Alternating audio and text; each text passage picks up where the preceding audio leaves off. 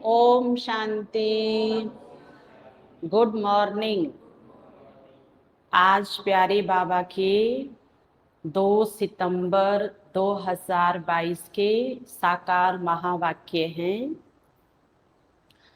बाबा ने सार में कहा, मीठे बच्चे, तुम्हें बाप का फरमान है, तुम एक बाप से ही सुनो। अविनाशी ज्ञान रतन सुनने से तुम्हारे कान भी मीठे हो जाएंगे। प्रश्न है, ड्रामा के ज्ञान से तुम बच्चों को अभी कौन सी रोशनी मिली है? उत्तर है, तुम्हें रोशनी मिली है कि इस बेहद ड्रामा में हर एक को अपना अपना पार्ट मिला हुआ है। एक का पार्ट दूसरे से मिल नहीं सकता। बुद्धि में है, सब दिन होत ना एक समान। 5000 वर्षों के ड्रामा में 2 दिन भी एक जैसे हो ही नहीं सकते हैं। यह ड्रामा अनादि बना हुआ है जो हुबहू रिपीट होता है। ड्रामा की सदा स्मृति रहे तो चढ़ती कला होती रहेगी। गीत है, महफिल में जल उठी क्षमा परवाने के लिए। ओम शांति। बेहद के सच्चे बाप की है यह बेहद की महफिल। बाबा आते ही तब है जब बड़ी महफिल होती है, अर्थात सब आत्माएं परम धाम छोड़कर यहाँ रंगमंच पर आ जाती है, तब बाबा का आना होता है।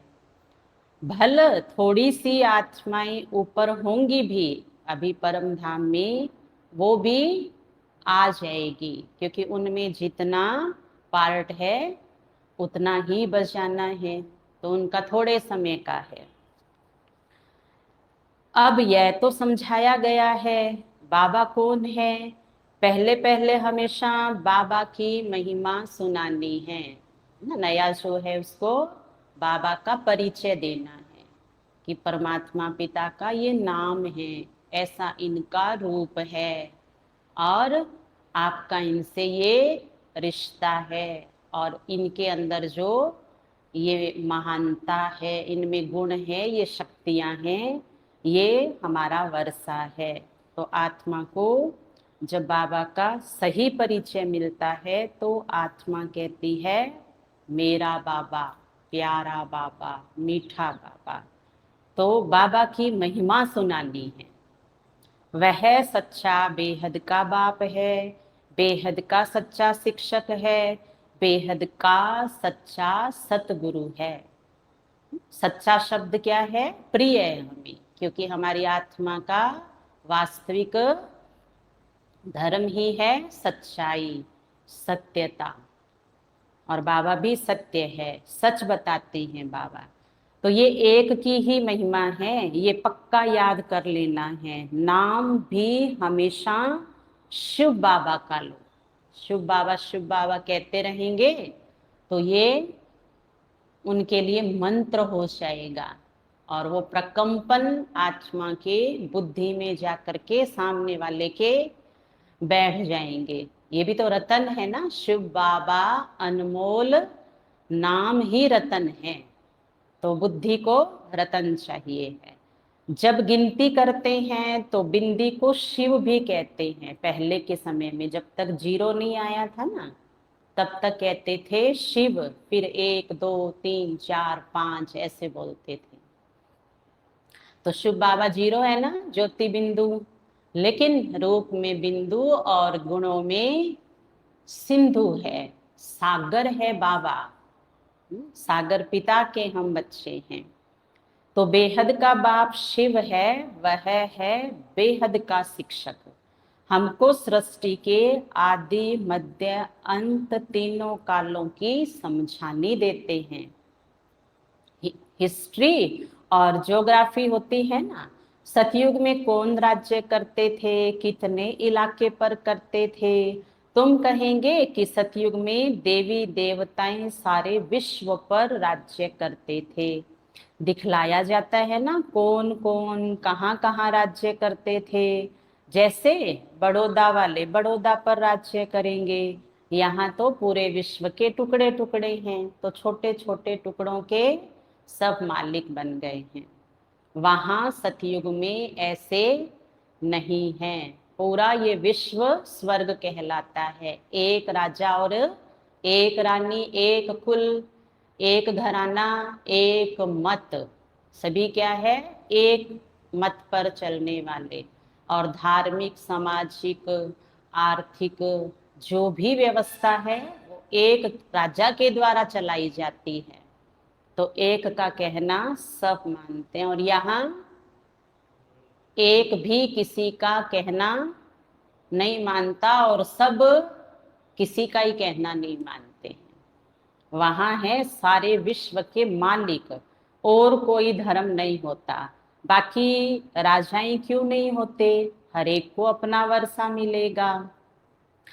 पहली पहली मुख्य बात है, ऊंचे ते ऊंचा शिव बाबा जो सच्चा बेहद का बाप, बेहद की शिक्षा देने वाला है, जो सृष्टि के आदि मध्य अंत की नॉलेज समझाकर त्रिकालदर्शी बनाते हैं।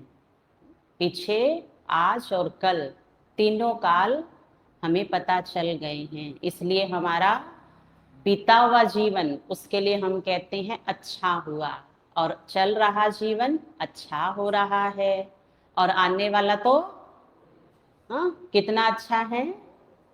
सिर पे 2 ताज होंगे, पुष्पक विमानों में घूमेंगे, राज करेंगे, महलों में रहेंगे, और कितने प्रकार के भोजन मिलेंगे, कल बताया था बाबा ने, याद करो याद करो। 36 प्रकार के भोजन, सुना? एक एक गिनती करें ना तो पूरा इधर वाली स्टेज भर जाएगी, इतने भोजन मिलेंगे। हम्म हाँ, 2 प्रकार के बताते हैं बाबा कि 36 प्रकार के भी और 56 प्रकार के भी मिलेंगे। तो इसलिए हमें सदा इस नशे में रहना है।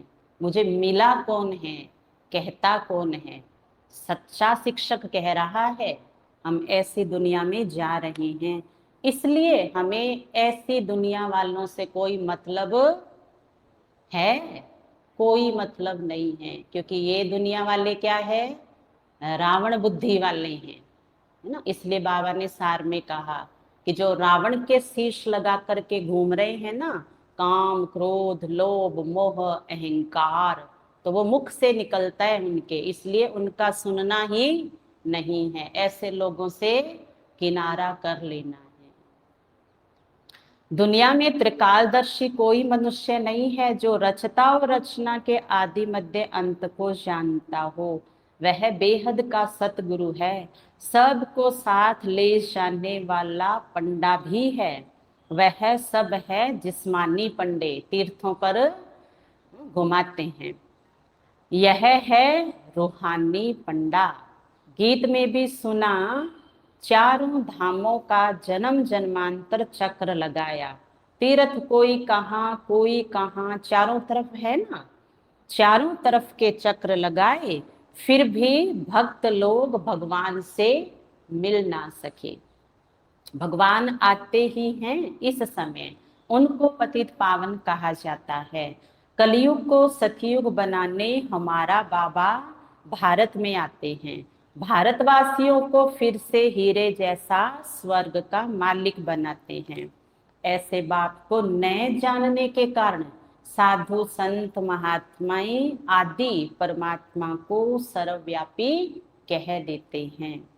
तुम बच्चे कहते हो बाप ने ब्रह्मा के मुख द्वारा हमको अपना बनाया है, हम ईश्वरीय कुटुंब के ठहरे, और ईश्वरीय कुटुंब की मर्यादा क्या है? कुटुंब माना परिवार, और परिवार की मर्यादा है कि शिव बाबा हमारे पिता है और ब्रह्मा माँ हमारी माँ है, और हम बच्चे आपस में भाई बहन हैं। इसलिए इस मर्यादा का पालन हम अंत तक करेंगे, चाहे कुछ भी हो जाए, क्योंकि ये ईश्वरीय शिव परिवार की मर्यादा है।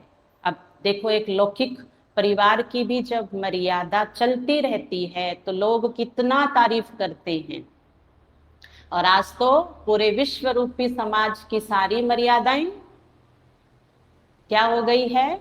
खत्म हो चुकी है। कोई मर्यादा नहीं बची है, सारी ही टूट चुकी है। ऐसे अति धर्म गलानी के समय बाबा आए हैं।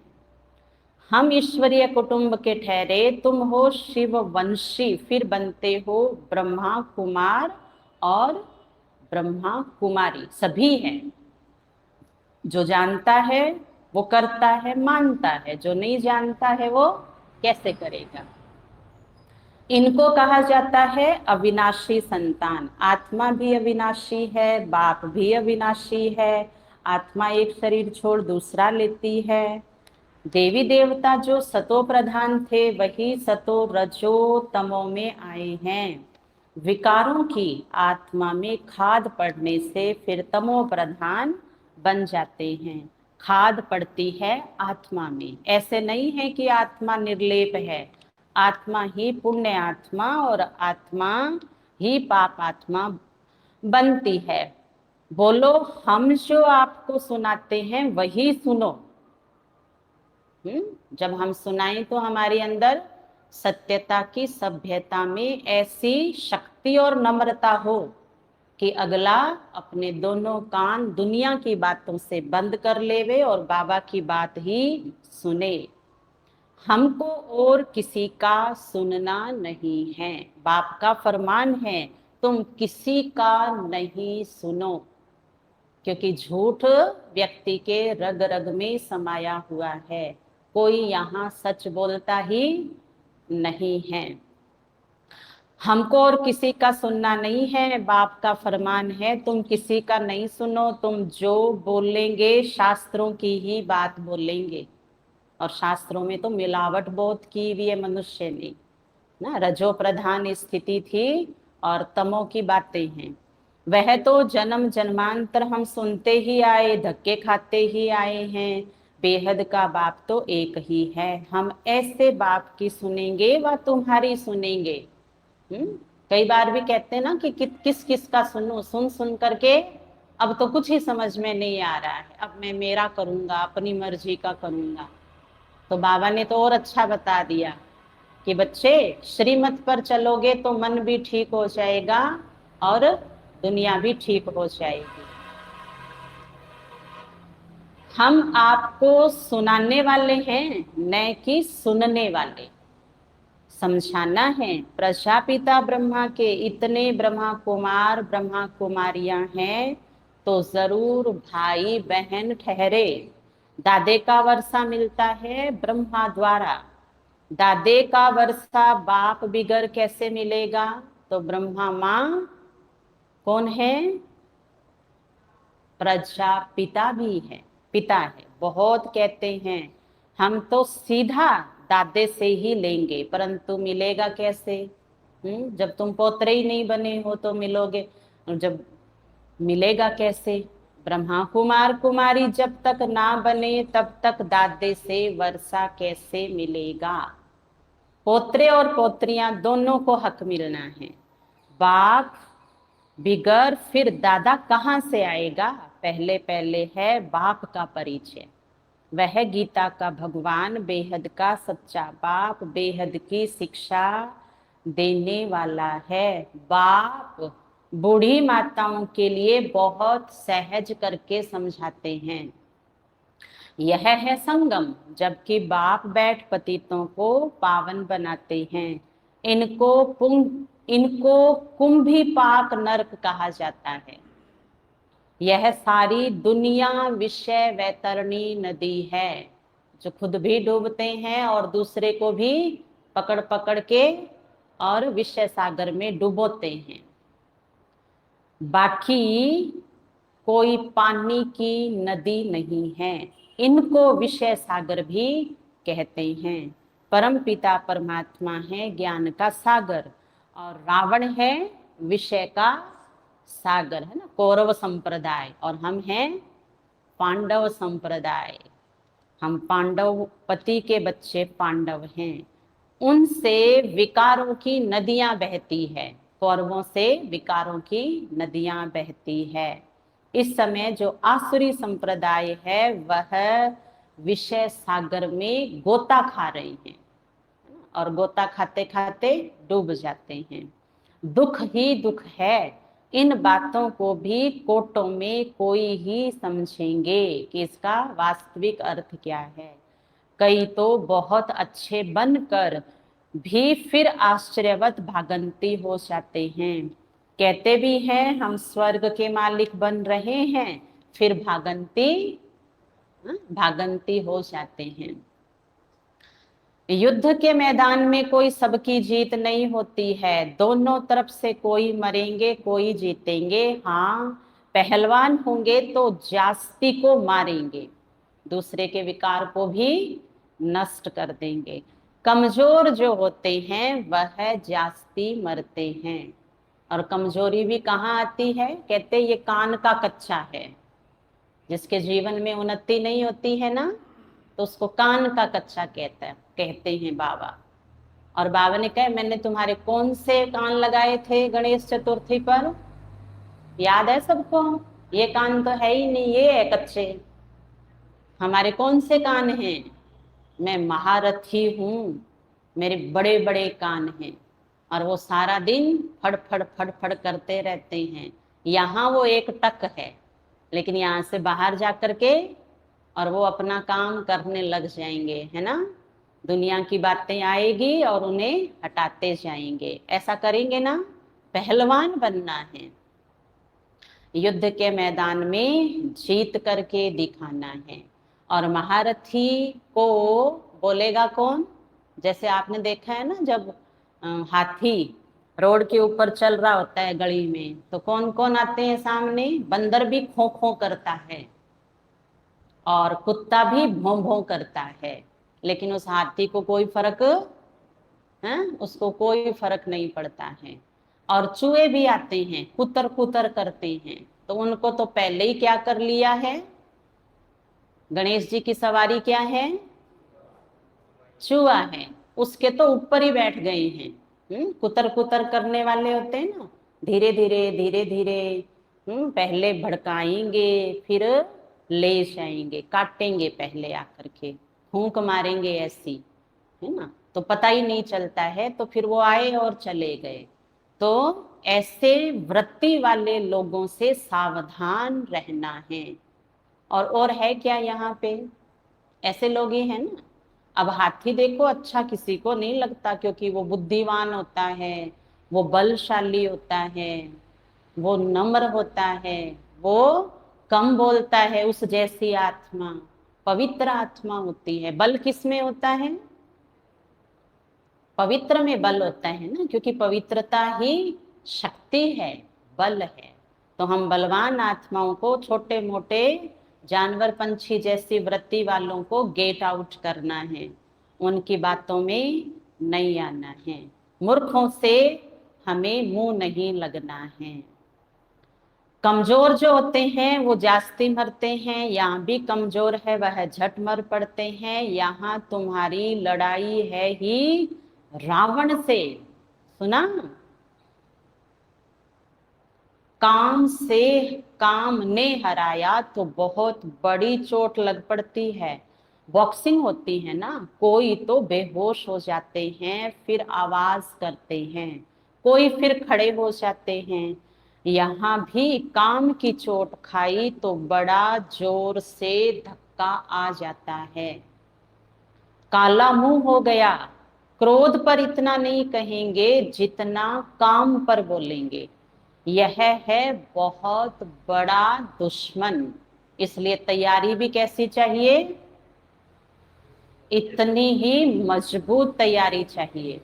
जब अगली टीम का पता होता है ना इस टीम को कि उसमें ये धुरंधर है, तो फिर वैसे ही उनके सामने दूसरे आते हैं पहलवान बन करके। तो हम सबको पहलवान बन के रहना है। बहुत दुख देने वाला है काम विकार, काम कटारी से ही बहुत दुखी हुए हैं, काम विकार से ही पतित बनते हैं। और सारा लोभ, सारा भ्रष्टाचार, सारे कत्ल, सारी हिंसा, किसी पे तेजाब डाल देना, किसी के को आग लगा देना, किसी के हाथ पैर काट देना, इन सब की वजह ही कौन है? वासनाएं, जो आज चरम सीमा पर है। इसी के पीछे घर घर में झगड़ा है। बड़े झगड़ा करते हैं घर में, छोटे बच्चे भी झगड़ा करना सीख जाते हैं। और छोटे बच्चे फिर क्या कह रहे हैं? सब घर में गुस्सा करते हैं, मैं घर छोड़ के जा रहा हूँ। बच्चा कह रहा है कि मम्मी पापा घर में लड़ाई करते हैं, मैं घर छोड़ के जा रहा हूँ। वो अटैची तैयार करके जा रहा है, फिर माँ उसको झूठा मना रही है। तो हर जगह क्या है? काम, क्रोध और लोभ, इन तीनों ने मनुष्य को अपने जाल में फंसा रखा है। बहुत दुख देने वाला हमारा साथी कौन है? बहुत सुख देने वाला। क्योंकि लड़ाई के पीछे भी तो सुख चाहिए, शांति चाहिए। अब हम सोचें, लड़ाई से कभी शांति और सुख आनंद मिल सकता है? नहीं मिल सकता है। काम कटारी से ही बहुत दुखी हुए हैं, काम विकार से ही पतित बनते हैं। गुरु नानक ने भी कहा है, मूत पलीती कपड़ धोए। ये है इस सतगुरु की कमाल, जो धोबी बन करके हमारी गंदी आत्मा को पवित्र बनाता है। इसलिए आंख का फूल किस पे चढ़ाया है? शिव बाबा के ऊपर चढ़ाया है। बाबा के अलावा आत्मा को लोहे से पारस कोई नहीं बना सकता है। तो हम ऐसी महान आत्माएं हैं, पूर्वज आत्माएं, जो बाबा के संग सच्चा पारस बन जाते हैं। बाबा ही आकर कपड़े धोते हैं। जैसे माँ बाप बच्चों के कपड़े धोते हैं ना, तो आत्मा का कपड़ा कौन धोता है? आत्मा मैली है, उसको भी बाबा ज्ञान की मुरली का साबुन लगा रहे हैं और धो रहे हैं। आप सब बैठे हैं, हम सब आराम से, और बाबा अपना काम हाँ कर रहे हैं ना। साबुन लग रही है, लगवाओ। जैसे पहले के समय में होता था ना कि मम्मी रगड़ रगड़ करके स्नान कराती थी, रगड़ रगड़ के। बच्चे छूट छूट के भागते थे, रोते थे, छिपते थे। तो बाबा भी क्या करते हैं? हाँ, फट जाता है। तो बाबा कहते हैं, मेरे पास दो प्रकार के कपड़े आते हैं, एक ज्यादा मैला और एक कम मैला। तो जो गए हैं वो ज्यादा मैले थे, उनके जब सोटियां लगाई ना बाबा ने ज्ञान की, ज्ञान का साबुन, तो उनसे सहन नहीं हुआ।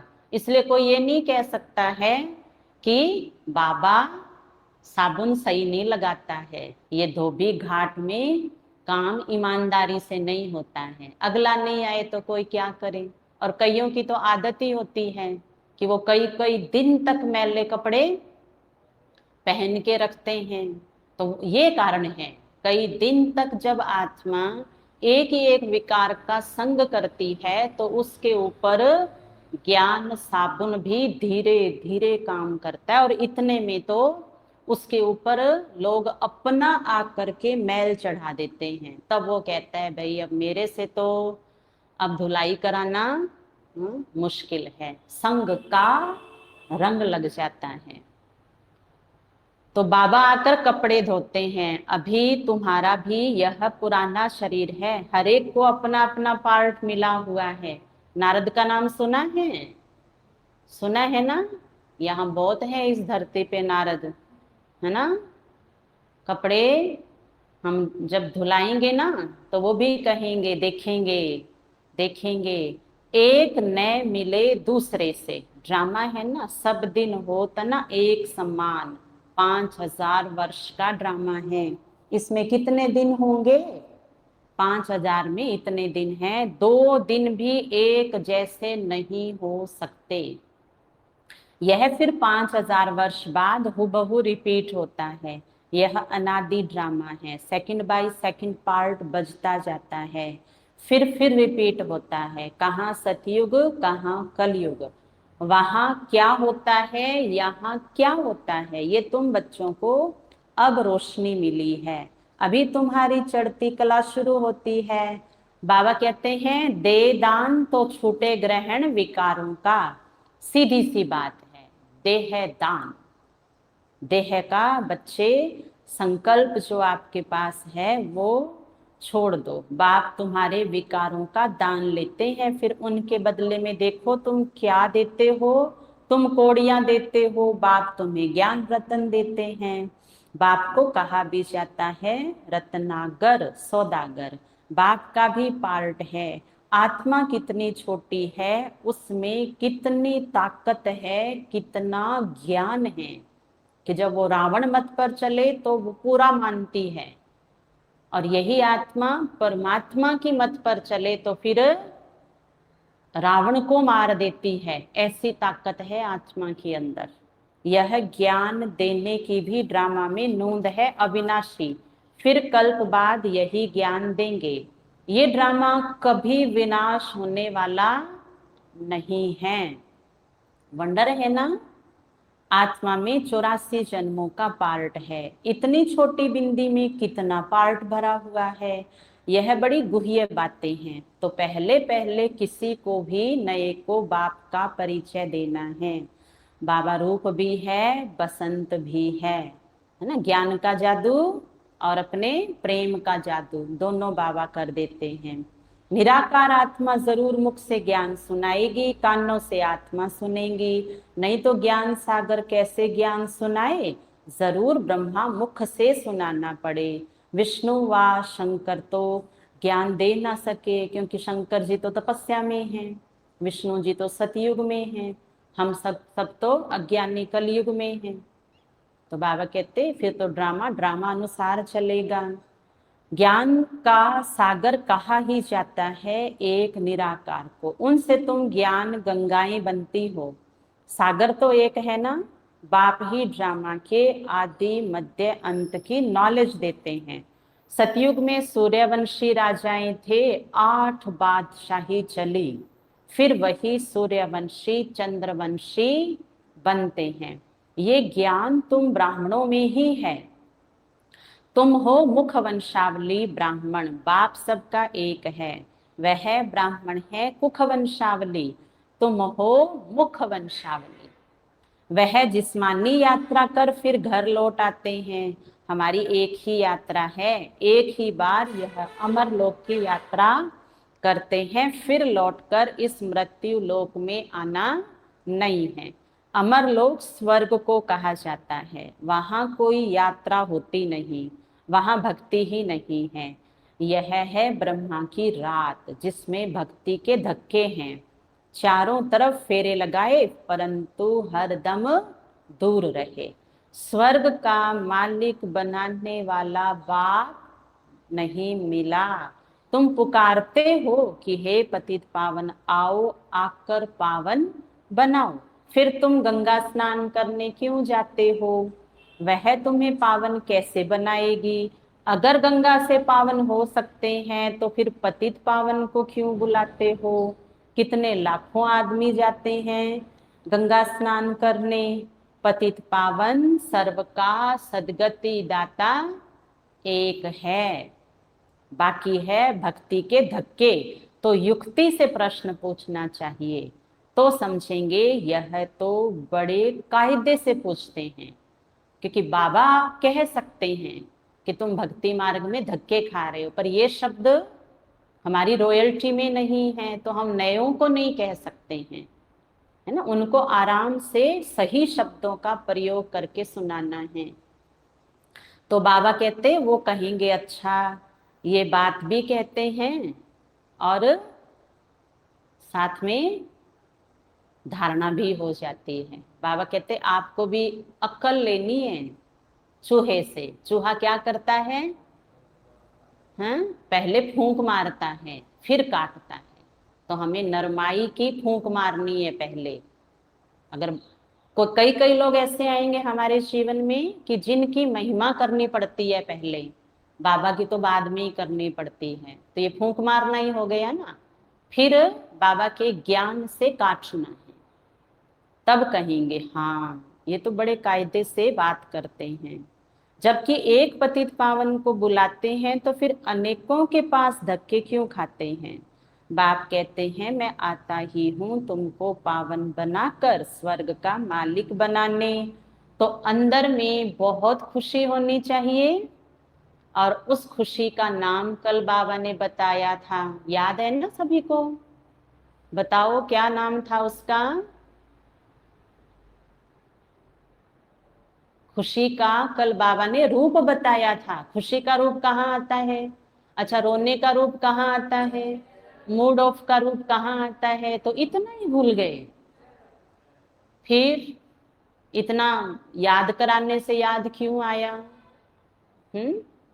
इसलिए मुस्कुराते रहो।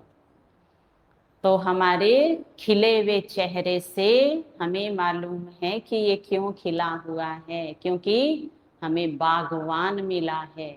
हम कांटों को फूल बना रहा है। इसलिए लोगों के मुरझाए हुए चेहरे देख करके हमें अपने चेहरे की, मन की स्थिति की प्रसन्नता को कम नहीं होने देना है। बाबा कहते कल कि ये बच्चे मेरे गले का हार बनेंगे, कहा था ना, और हमने भी पलट के कहा था। तो बाबा कहते कोई क्रोध करे, क्रोध में बोले, गलत शब्द बोले तो क्या करना? 1 मिनट बोला था कल बाबा ने, 1 मिनट आप मुस्कुराते रहना।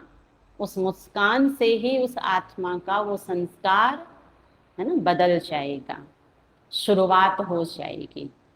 तो अंदर में बहुत खुशी होनी चाहिए। बाबा हमको पावन बनाकर स्वर्ग का वर्षा दे रहे हैं।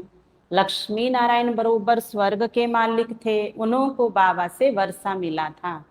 तुम यह भी पूछ सकते हो कि यह जो लक्ष्मी नारायण स्वर्ग के मालिक थे तो जरूर उन्हों की प्रजा भी होगी।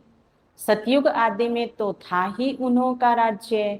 अभी तो संगम पर बैठे हो, यहाँ तो प्रजा का प्रजा पर राज्य है। विनाश भी सामने खड़ा है। कल्प कल्प के संगम युगे बाप आते हैं।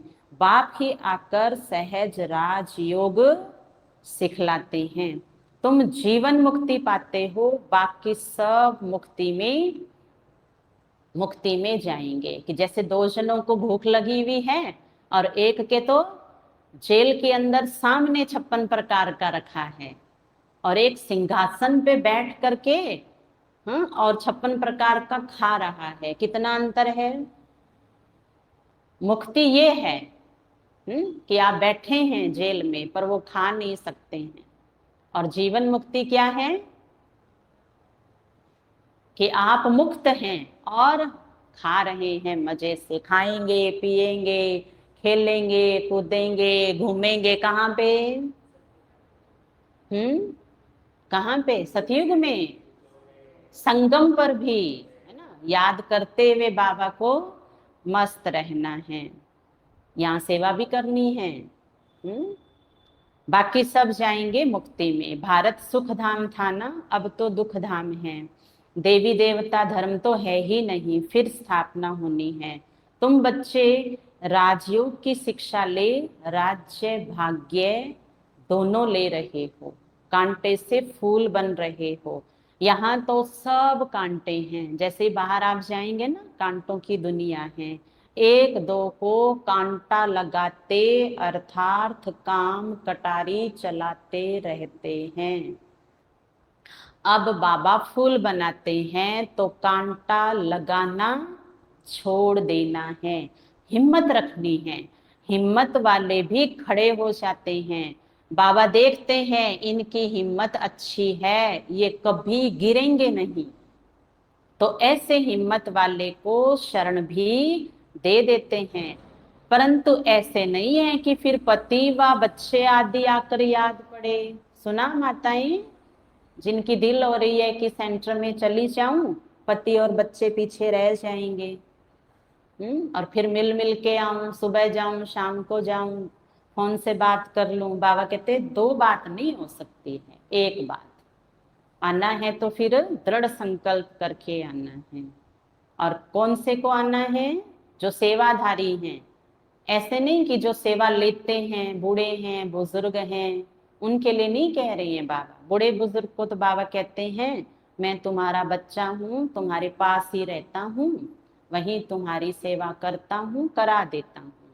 शुरू में भट्टी बनी थी, भट्टी में भी सब ईंटें तो पकती नहीं हैं, यहाँ भी ऐसे ही नंबरवार पुरुषार्थ अनुसार पक कर तैयार होते हैं। बाबा कहते हैं यह ज्ञान यज्ञ में अनेक प्रकार के विघ्न पड़ते ही आगे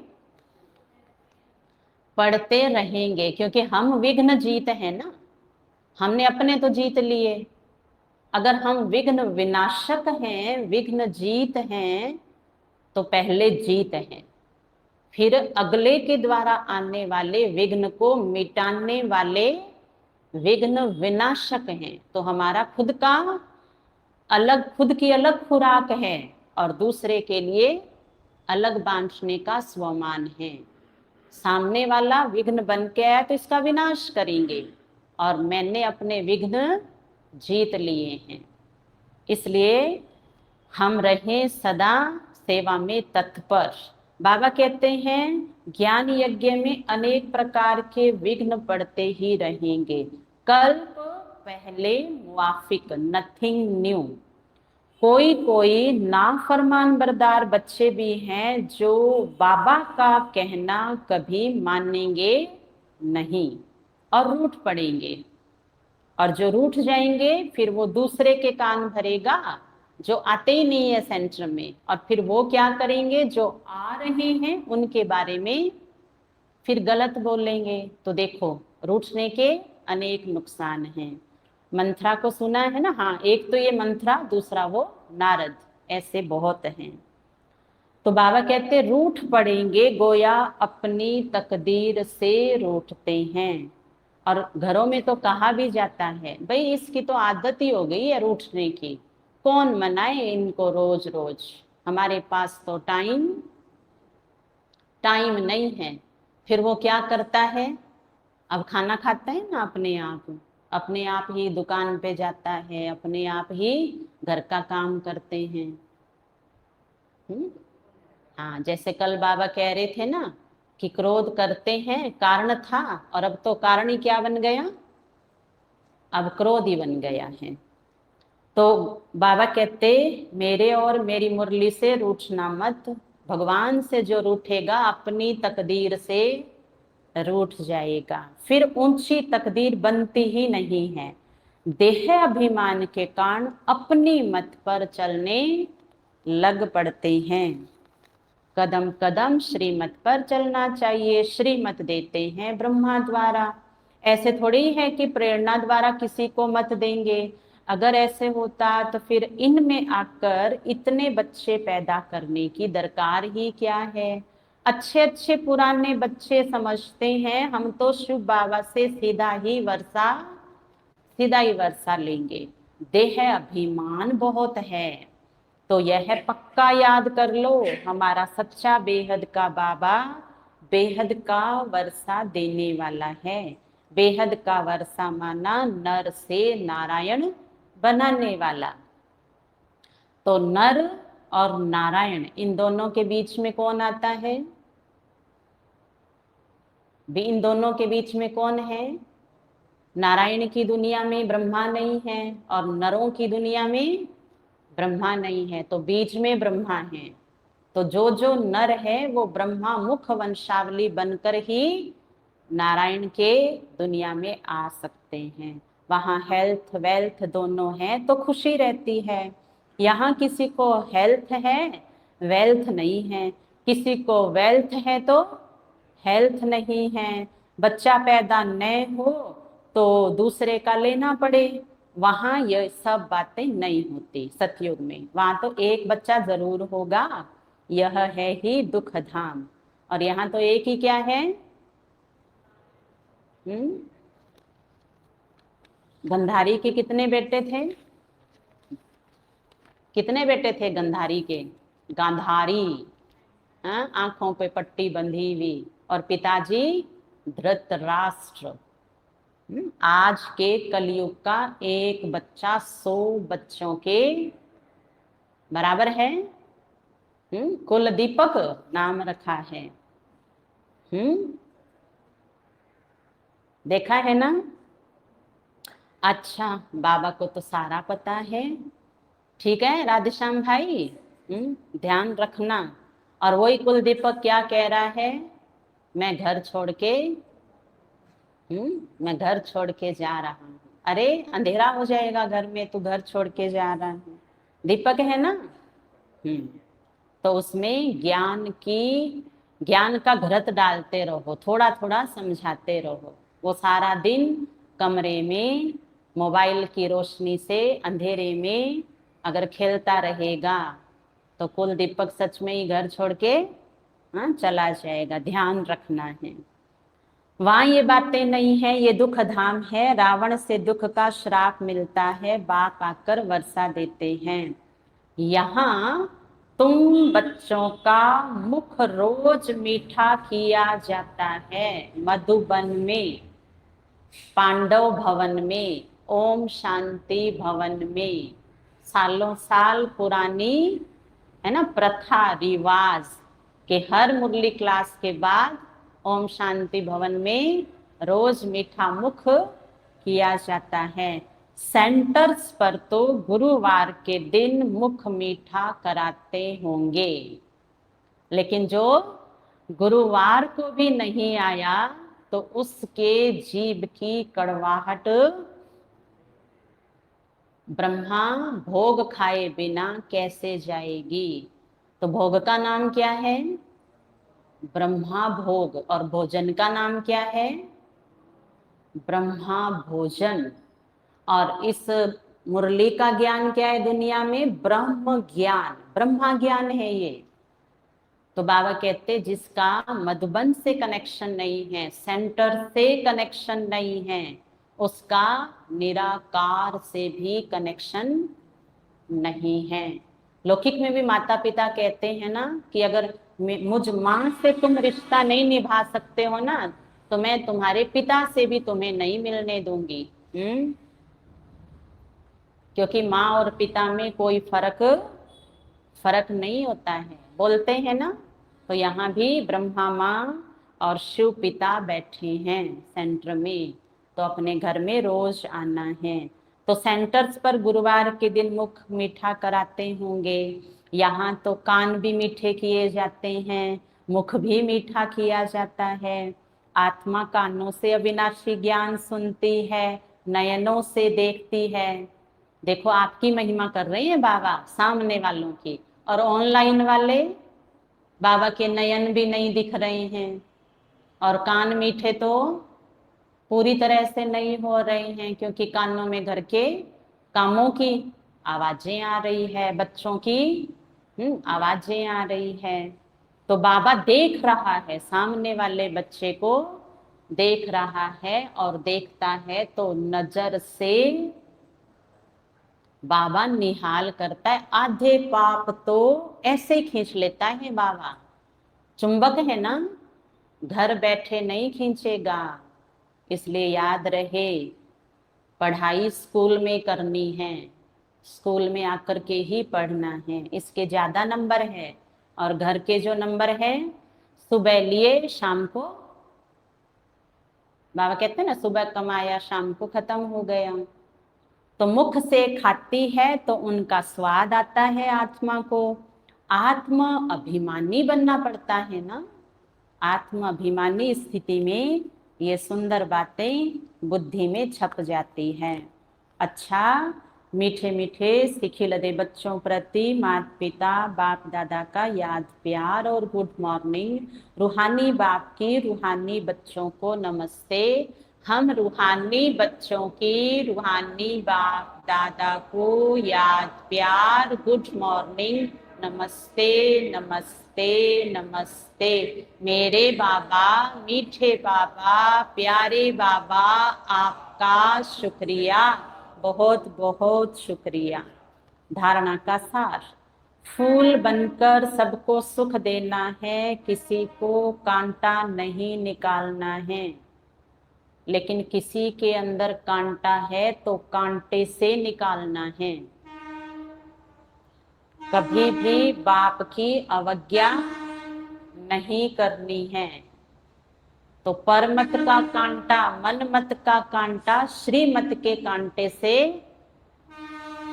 निकालना है।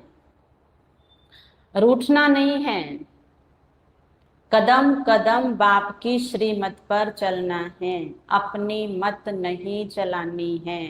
देह अभिमान में आकर ना फरमान बरदार नहीं बनना है। वरदान, रूहानी सोशल वर्कर बन, हलचल के समय परिस्थितियों को पार करने की हिम्मत देने वाले सच्चे सेवाधारी भव।